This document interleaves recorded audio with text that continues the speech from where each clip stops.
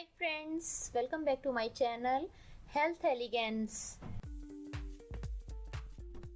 Today I'm sharing with you a homemade coffee oil recipe for dark circles. The caffeine in coffee is the best to lighten under eye dark circles.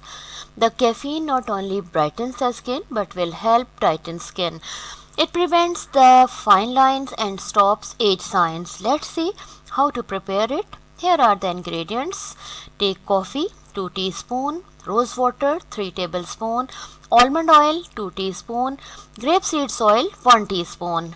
Method: take all the ingredients in a bowl, mix it well, place it in dark cool place for 1 to 2 weeks. Give it a good mix every 2 to 3 days until coffee is well incorporated in the oil.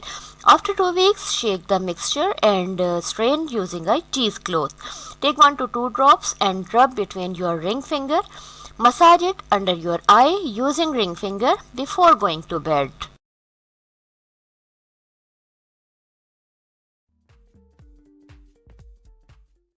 If you like this video, please share it, subscribe my channel and press the bell icon. Thanks for watching.